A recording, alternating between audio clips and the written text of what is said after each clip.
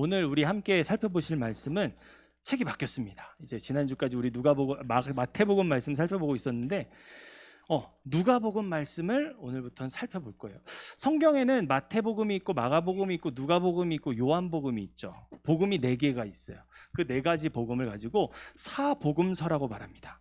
그 중에서도 요한복음을 하나 떼어놓고 마태복음, 마가복음, 누가복음을 공관복음서라고 합니다.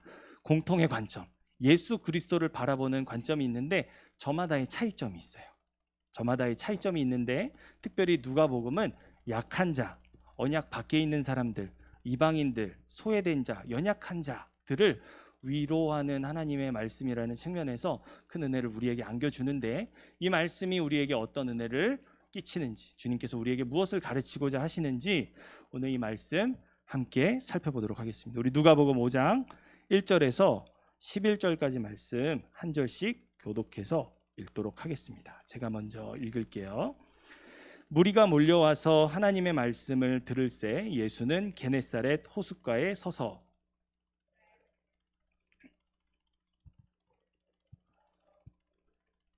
예수께서 한 배에 오르시니 그 배는 시몬의 배라.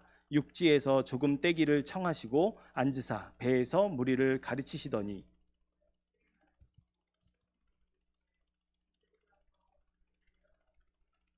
시몬이 대답하여 이르되 선생님, 우리들이 밤새도록 수고하였으되 잡은 것이 없지만은 말씀에 의지하여 내가 그물을 내리리이다 하고,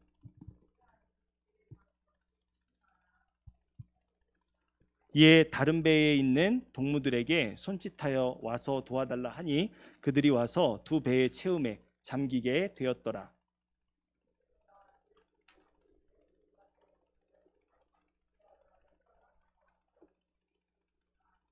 이는 자기 및 자기와 함께 있는 모든 사람이 고기 잡힌 것으로 말미암아 놀라고,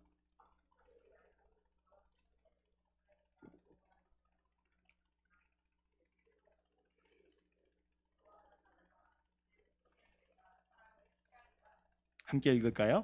그들이 배들을 육지에 대고 모든 것을 버려두고 예수를 따르니라. 아멘. 오늘 이 말씀을 이런 제목으로 함께 귀 기울이기를 원합니다. 제목 한번 같이 읽어볼까요? 시작. 회심의 추억을 기억하라. 네, 회심의 추억을 기억하라. 뭘 기억해야 될지 한번 말씀을 통해서 알아보도록 하겠습니다. 오늘 본문의 말씀은 여러분께서 방금 읽으신 것처럼 물고기를 낚는 어부라는 현실의 굴레에 갇혀 있었던 베드로라는 한 사람을 예수님께서 찾아가셔서 어떻게 바꿔주시죠? 사람 낚는 어부로 변화시켜 주시는 회심의 역사를 다루고 있습니다. 쉽게 말하면 죄인이 하나님의 어린 양이신 예수님을 바르게 알아차리고, 그리고 그분을 주인으로, 구원자로 믿고 따르게 된 순간, 다시 말해서 앞서 가신 그분이 가신 길로 따라가는 것, 십자가를 지고 저마다를 부인하는 인생을 살기 시작한 순간을 다루고 있습니다. 베드로만 있을까요? 적어도 여기 모여있는 많은 사람들에게 이 기억이 있고요. 그리고 하나님은 그 기억을 주시고자 이곳으로 여러분을 부르셨습니다. 우리에게도 바로 이 예수님을 베드로와 같이 나의 주인으로, 구원자로 믿고 따르게 된 아련한 회심의 추억이 있습니다. 주님만이 나의 모든 것입니다. 제가 이제 죽겠다고 그랬잖아요. 브라질에 있을 때. 전 정말 절망 속에서 살고 있었는데 갈 곳이 아무것도 없을 때 정말 하나님께서 저에게 손을 내밀어 주셨고, 저는 그 손을 붙잡을 수밖에 없었어요. 이 작은 저의 회심의 추억입니다. 나 같은 죄인을 하나님의 자녀 삼아 주시기 위해서 십자가에서 피 흘려 죽기를 마다 않으신 예수님을 생각할 때, 나를 그리스도인으로 돌이켜 주신 그 하나님의 은혜에 우리는 왜 하나님 나를 그리스도인 되게 하셨어요? 주일에 이렇게 힘들게 기빠지게가 아니라 나 같은 인생을 구원해 주신 하나님 진심으로 감사드립니다 라는 고백이 우리 안에서 일어나지 않을까요? 그날 그때 그 아련한 추억을 떠올릴 때 말이죠. 이처럼 사망의 그늘에 앉아서 죽기만을 기다리는 인생, 죽지 못해 살아가는 인생을 변화시켜 진짜 참된 가치가 무엇인지, 썩어질 것을 붙잡는 것이 아니라 영생하는 생명이라는 영원히 변하지 않는 그 영원한 가치를 믿고 따르는 예수님의 제자 삼아 주신 이 회심의 은혜, 우리가 이 본문의 말씀을 통해 살펴보면서 오늘 우리가 잊어서는 안 되는 중요한 믿음과 신앙의 원리를 바로 이 회심 사건에서 발견해 볼 수 있기를 원해요. 결론만 먼저 말씀드릴게요. 회심은요, 단번의 이벤트가 아닙니다. 회심은요, 돌이킴이에요. 죄를 향해서 죽음으로 달려가던 인생이 돌이켜진 거를 말하거든요. 여기 있는 여러분 회심하셨습니까? 정답은 뭘까요? 네, 저 회심했습니다. 이건 땡이에요. 왜요? 회심은 우리가 하는 일이 아니거든요. 하나님께서 나를 돌이켜 주시는 거거든요.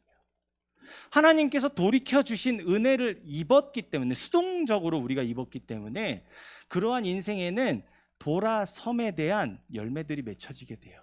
다시 말해서 회심은 단번이 아니라 날마다 내가 점검해야 하고 확인해야 할 은혜 중에 은혜입니다.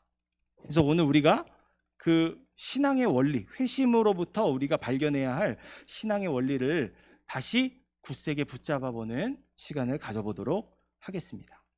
오늘 본문의 말씀은요, 지난주에 우리가 살펴보았던 것처럼 산에 올라 하나님 나라와 그 나라에 속한 백성된 삶의 비전이 선포하셨었죠. 예수님께서 산상수훈이란 말씀으로, 팔복이라는 말씀으로 그 산에 오르셔서 예수님께서 그 따르는 무리들을 가르치셨어요. 사망의 권세 아래서 사탄이 지배하던 그 세상에서 예수님께서 광야 시험을 통해 사탄을 결박하시고, 그리고 이제 이 세상 가운데 구원자 메시아가 왔다, 그리고 사람들에게 자유함을 선포하는 은혜의 말씀들을 가르치시니 영적으로 기근했던 자들이, 아무리 자신을 채우려고 해도 채울 수 없던 자들이 배고파서 영혼의 배고픔으로 하나님의 말씀을 듣기 위해 계속해서 예수님을 쫓아다니는 일들이 나타납니다.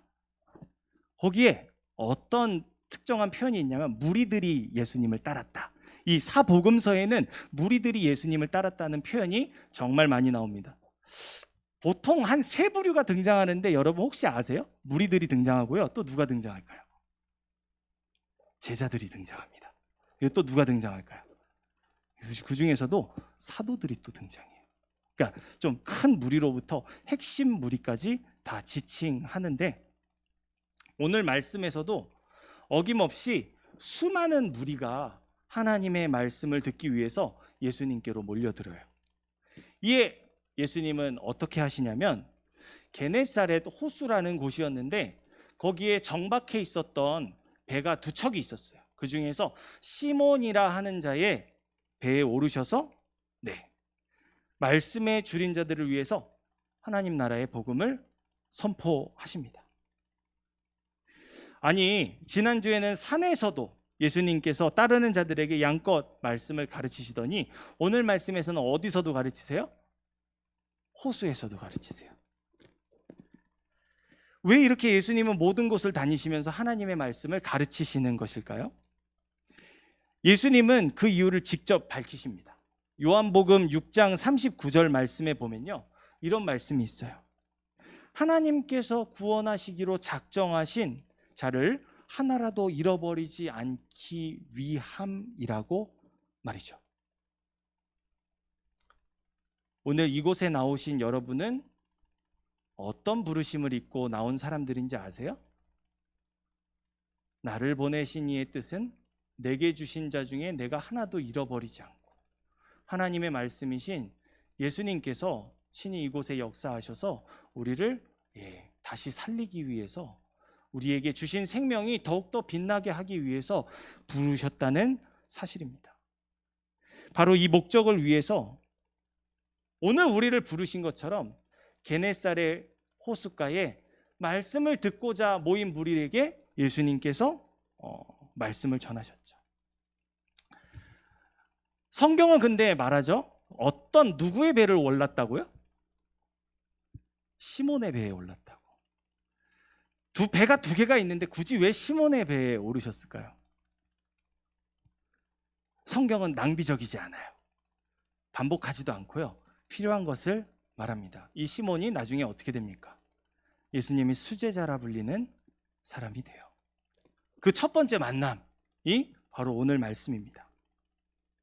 성경에서요, 바다, 물가는 광야와 더불어서 악의 본거지예요. 여러분이 보시는 이 사파가 요한계시록 13장에 나오는 뱀, 마귀, 바다에서 막 올라오는 그 장면을 묘사한 그림이에요. 바로 그 영적으로 깊은 상징성이 있는 악의 장소, 악의 구렁텅이라는 그 상징성이 있는 장소로 가신 예수님은 그곳에서 잔뼈가 굵은 인생을 살아왔던 물고기 낚는 어부 베드로를 뭘로 변화시켜 주시죠? 사람 낚는 어부, 즉 죄악의 물 웅덩이에 빠져 죽어가는 사람들을 구원하는 예수님의 제자로 변화시켜 주십니다. 베드로에게 있어서 이 배는요, 예수님의 제자로 부르시는 회심의 도구였어요. 우리에게도 교회로 나를 인도해 준 친구, 혹은 뱃속으로부터 나를 그리스도인으로 잉태해 주신 부모가 있죠. 하나님은 이를 통해서 하나님의 백성을 단 한 사람도 잃어버리지 않으신 회심의 도구로 사용하신 줄 믿습니다. 베드로에게 하셨듯이 우리에게도 말이죠. 이처럼 베드로를 예수님의 제자로 부르신 회심의 역사는 오늘 나를 교회로 부르시고 그리스도인으로 살아가게 하시는 현재 진행형의 회심의 역사입니다. 그리고 부활하신 예수님은 제자를 부르시고 모든 일이 있어요. 십자가에서 죽으시고 부활하신 다음에 마태복음 마지막 장 말씀에 가보면요, 이런 말씀이 있습니다. 세상 끝날까지 너희와 함께 있으리라. 죄와 사망을 이기시고 부활하신 예수님께서 나와 항상 함께 하신다는 것, 이것이 언제나 우리가 기억해야 할 회심의 추억이에요. 나 뜨거웠을 때가 있어. 근데 지금 식었어. 그럼 이 약속은 변했을까요? 변하지 않아요. 처음 만남이잖아요. 지금 누가복음 5장에서 처음 만나잖아요. 이게 똑같이 데자뷰처럼 재현되는 사건이 있는 거 아세요? 예수님께서 죽으시고 베드로가 어떻게 되는지 압니까? 죽으실 때 어떻게 하죠? 3번 부인하죠. 그리고 난 다음에 베드로가 뭐 하러 갑니까? 나 다시 고기 잡으러 갈게. 예수님은 사람 낚는 어부 되게 하시겠다고 하셨잖아요. 근데 예수님 죽으시고 베드로가 그렇게 말해. 나 다시 물고기나 잡으러 갈게. 갔는데 거기서 어떤 일이 일어나냐면은 예수님이 자기를 부르셨을 때 있었던 일이 일어나요. 물고기를 잡게 되는데 그물이 찢어질 정도로 잡게 되고, 저 멀리 예수님이 계시다고 소리를 쳐요. 그래서 가요. 간데 아무 말도 못해요. 죄인이니까. 나를 부르셨던 그 회심의 추억도 다 잃어버리고 내 안에는 세상의 찌꺼기만 가득하니까 베드로는 아무 말도 할 수 없었어요. 그때 예수님께서 뭐 하시는지 아세요? 밥상 차려주세요. 생선 좀 가져와 봐라. 구워서 먹여주시고, 정신없이 먹고 있을 때 예수님께 슬쩍 말씀하시죠. 베드로야, 내가 나를 사랑하느냐? 내가 나를 사랑하느냐? 내가 나를 사랑하느냐? 3번 부인한 그 갈기갈기 찢겨진, 더 이상은 예수님께로 돌이킬 수 없을 것 같았던 그 찢겨진 마음을 사랑으로 치유해 주시고 이렇게 말씀하시죠. 이제 내 양을 먹이라. 이제 내 양을 치라. 그 회복된, 새롭게 변화된 거듭난 마음을 가지고 살아갔던 베드로는요, 성경에 기록되어 있진 않아요. 근데 역사적 문헌에 따르면은 순교자거든요. 그 믿음 때문에 죽었어요. 근데 이렇게 고백했어요. 내가 감히 예수님께서 달리신 그 십자가에서 똑같이 달릴 수 없습니다. 나를 거꾸로 달아주세요. 그래서 거꾸로 처박힌 십자가에 박혀 죽기까지 사람 낚는 어부의 삶을 살아갔죠. 무엇을 말하는 걸까요? 우리의 차고 뜨거움은 그다지 중요하지 않아요.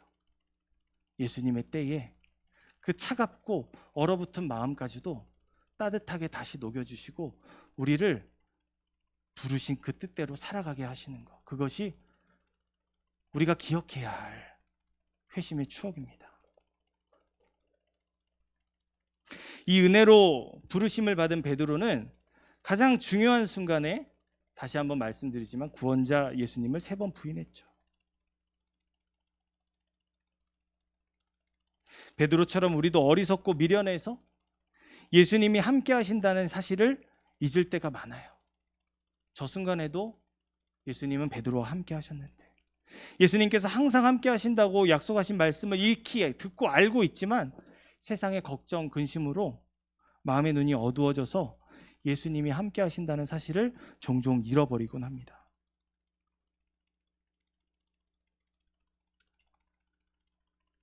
세 번 사랑하느냐고 불러주신 그 베드로의 예수님은 오늘 우리를 이 자리에 우리의 회심의 추억을 기억나게 하시려고 부르신 줄 믿습니다. 그러니 어떤 상황 속에서도 의심하지 말고 나를 회심케 하신 그 예수님께서 지금도 나와 함께 하신다는 사실을 기억하시기 바래요. 그랬을 때 죄와 사망의 권세는, 이 불의한 세상은 나를 집어삼키지 못하고요, 하나님께서 이루어 가시는 역전의 은혜가 시작되는 줄 믿습니다. 이렇게 아련한 회심의 추억을 우리가 다 함께 공유하고 있는데, 그걸 떠올려 보면 우리가 동일한 하나의 경험을 여러분 떠올릴 수 있을 것 같아요. 그게 뭐냐면은, 잘 보이나요?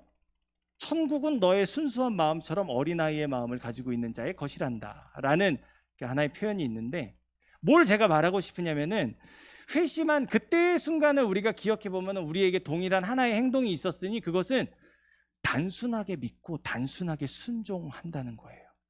마치 어린아이와 같이 계산하고 사리분별을 따지며 사족을 다는 게 아니라, 이거 하나님의 말씀이니까 순종해야지 라는 반응이 우리에게 있었다는 거예요. 놀랍지 않으십니까?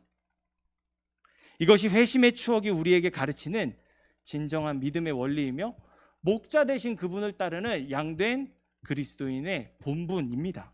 우리 4절에서 7절 말씀 한번 같이 읽어볼까요? 시작. 말씀을 마치고 시몬에게 이르시되 깊은 데로 가서 그물을 내려 고기를 잡으라. 시몬이 대답하여 이르되 선생님, 우리들이 밤새도록 수고하였으되 잡은 것이 없지만은 말씀에 의지하여 내가 그물을 내리리이다 하고, 그렇게 하니 고기를 잡은 것이 심이 많아 그물이 찢어지는지라.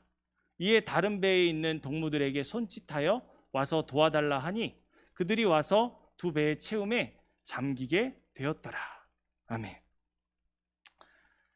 거기 모였던 무리들에게 가르치시기를 마치셨어요. 그 예수님은 말씀하기 시작하십니다. 누구에게? 밤새도록 물질하다가 고기 잡았는데, 고기 잡으려고 그물 내렸는데 한 마리도 잡지 못하고 돌아와서 그물 씻고 있는 그 베드로에게. 지쳐 있었겠죠. 힘들었겠죠. 아무것도 못 살았으니까. 여러분, 주기도문에 어떤 고백이 있죠? 우리에게 기도를 가르쳐 주실 때 일용할 양식을 주시옵고 라는 고백이 있잖아요. 왜 그럴까요? 아니, 일용할 양식은 하루치 양식을 말하는 거거든요. 네. 그 하루치 양식을 위해 살아가던 게 그때 당시 그 사람들의 정황이었어요. 저축이라는 거는 할 수 없고. 왜요? 로마 제국이 있죠. 그 로마 제국에게 위임받아서 그 지역을 다스리는 분봉왕 헤롯이 있죠. 그리고 그 유대인들을 다스리는 유대 지도자들이 있죠. 기본적으로 세금을 3번 내야 돼요. 저축을 할래? 저축을 할 수 없어요. 폭리를 취하고 배불리는 사람들은 따로 있는 세상을 살아가던 것이 그때 당시 그 사람들이었단 말이에요. 그런데 밤새도록 고기를 하나도 못 잡았어요. 얼마나 낙심됐겠어요.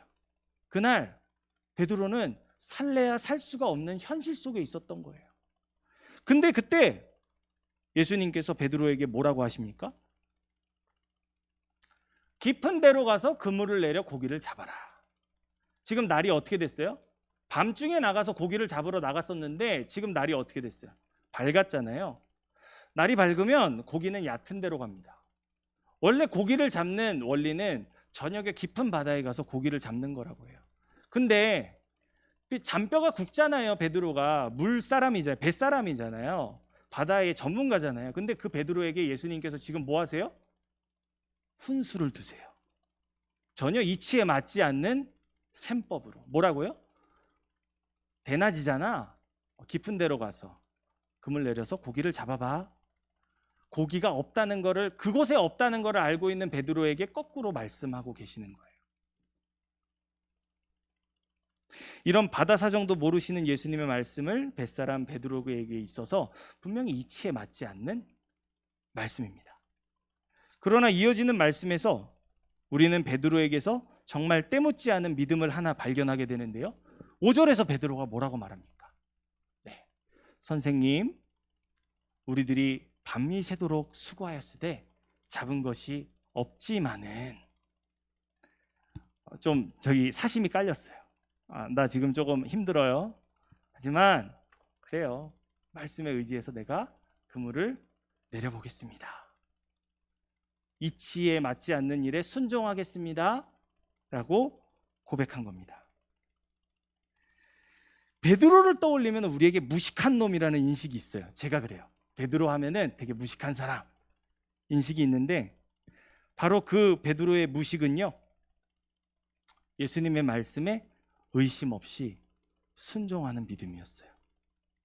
그 무식함이 어쩜 그렇게 부러워 보이는지 이 말씀을 준비하면서 저에게 큰 감동이 됐습니다. 우리에게 이런 무식한 믿음이 있어야 하지 않을까요?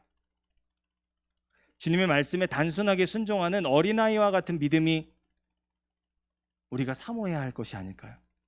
베드로는 예수님의 말씀에 순종하는 것이 피곤하기도 한 일이고 이치에 합당하지도 않은 것 같았지만 그 말씀에 순종했어요. 대낮에 다시 바다로 나가서 그물을 내렸습니다. 그리고 그 결과 그물이 찢어질 만큼 물고기를 많이 잡았어요. 의심 없이 믿은 자에게 현실 속에서는 오늘 하루를 버텨낼 힘조차 없는 이들에게 불쌍히 여기신 하나님의 은혜가 예수 그리스도를 통해서 임하게 된 것이죠. 바로 이것이 우리가 기억해야 할 아련한 회심의 추억입니다. 뭐요?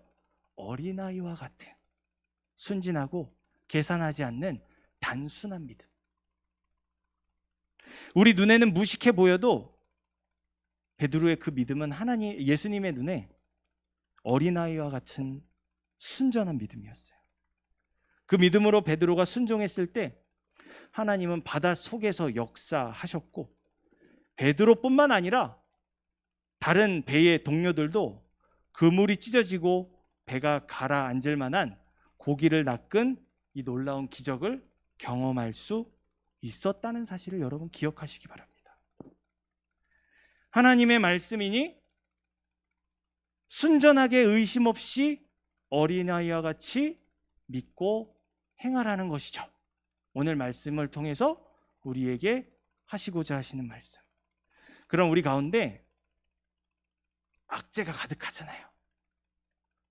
이젠 뭐 3포, 4포, 5포가 아니라 M포잖아요. 그런 악재만 가득한 세상 속에 없던 것도 있게 만들어주시는 창조주 하나님의 은혜가 임하게 될 줄 믿습니다. 어린아이와 같이 단순하게 순진하게 믿읍시다. 마지막으로 우리가 기억해야 할 아련한 회심의 추억이 있다면 우리가 예수님을 따르는 자로 부르심을 받았다는 사실을 기억해야 한다는 것입니다. 우리 마지막 11절 말씀 한번 같이 읽어볼까요? 시작. 그들이 배들을 육지에 대고 모든 것을 버려두고 예수를 따르니라. 베드로는요, 자신의 힘과 능력으로 살아갈 때는 빈손이었어요. 하나님의 능력이 임하니까 그물이 찢어지도록 물고기를 잡았습니다. 죄인인 자신이 해결할 수 없는 문제를 하나님이 해결해 주시는 놀라운 기적을 경험하게 된 것이죠. 저도 죽겠다고 하나님 앞에 땡깡 부렸더니 이제는 생명을 전하는 목사로 거듭난 인생을 살아가고 있지 않습니까? 여러분이 증인이지 않으십니까? 이 사실을 깨달은 베드로의 반응이 뭐였죠? 즉각적으로 나타났던 반응이었어요. 나를 부르신 그 음성을 따라서 뭐 했다고 합니까? 모든 것을 버려두고 예수를 따르니라. 이제껏 내 안에 쌓아온 모든 것을 다 버려두고 예수님의 방법으로, 예수님의 생각으로, 예수님의 마음으로 살기를 결단하고 따랐다는 것이죠. 우리는 죽을 수밖에 없던 죄인에서 이렇게 예수님을 따르기로 결단하고 회심한 그리스도인입니다. 이것이 바로 우리가 기억해야 할 아련한 회심의 추억입니다. 이와 같은 죄악에서 돌이킨 회심자의 삶에 하나님의 능력이 임합니다. 어제의 능력으로 살아가는 것이 아니라 날마다 새로운 능력이 하늘로부터 부어지게 되는 것입니다. 그것이 바로 하늘에서 해같이 빛나는 인생이라는 것이죠. 사랑하는 청년 여러분, 기억하세요. 우리는요, 적당히 세상의 불빛 아래에서 어두운 도시의 네온 사인이 반사하는 그 불빛에 의해서 밝혀지는 인생이 아니에요. 그냥 적당히 소박하게 그냥 중간쯤 가는 인생 살면 안 됩니까? 아니, 우리 그게 아니라고요. 그게 아니라고요. 세상에 빛으로 오신 예수님의 빛을 밝히는 인생이라니까요. 세상에 그 무엇으로도 빛낼 수 없는 그분의 영광을 비추는 인생으로 부르심 받았다니까요. 베드로가 이전에 자신이 알고 있던 그 뱃사람의 모든 지식으로는 살아갈 수 없어서 그 다 버리고 예수님의 방식으로 예수님의 말씀을 따라 살아가기로 위해 모든 것을 다 버리기로 결단해야만 하는 것이 우리의 존재라니까요.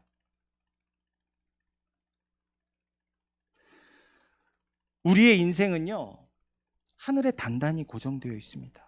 무엇으로도 끊을 수 없는 예수 그리스도의 사랑으로 묶여 있습니다. 고난 중에 있으십니까? 기억하세요. 베드로가 오늘 회심했죠? 살았을까요? 아니요. 아까도 말씀드렸지만 부활하신 예수님을 다시 만났을 때 그는 비로소 사람 낚는 업으로 새로운 인생을 출발하게 됩니다. 부르심을 받았는데 그에게 찾아왔던 인생은 마지막에 예수님을 3번이나 부인할 수밖에 없었던 세상에 의해서 고난받는 인생이었어요.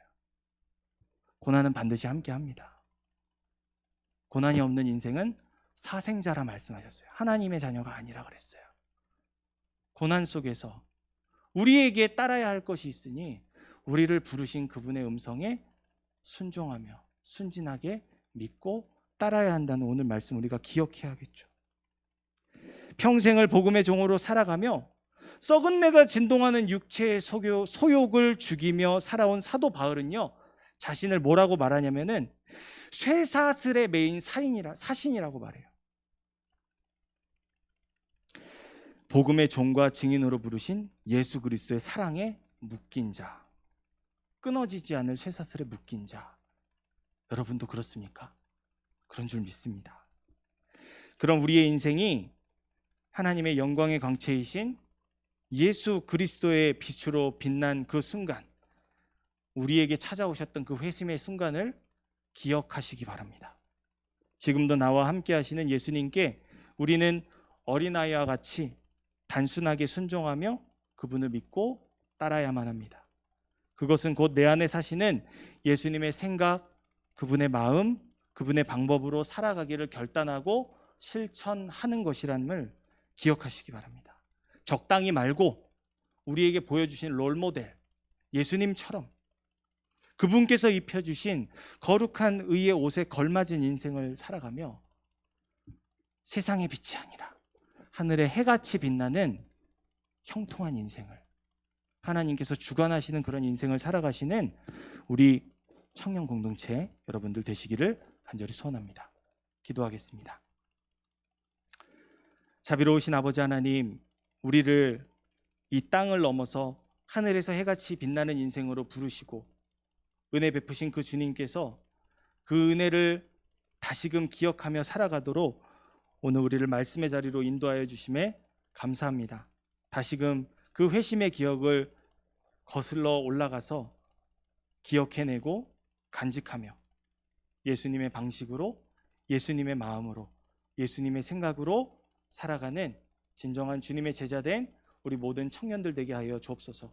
그런 인생에 고난이 있을지라도 그 인생을 강한 손으로 붙들고 계신 주님을 의지하는 넉넉한 믿음 주시고 그 믿음 따라 불의한 세상 가운데에서도 넉넉한 승리 이루며 살아가는 우리 모든 청년들 되게 하여 주옵소서. 쌀쌀해져가는 날씨 가운데 건강 잃지 않게 하시고 그 건강으로 인해서 주님을 예배하지 못하게 방해하는 여러 이유들이 우리를 주장하지 못하게 하시며 눈동자처럼 지켜보호하시고 주님의 풍성하신 은혜 안에 거하는 우리 모든 믿음의 청년들로 세워주시옵소서. 감사드리며 이 모든 말씀 살아계신 우리 구주 예수 그리스도 이름으로 기도합니다. 아멘. 우리 주님 다시 오실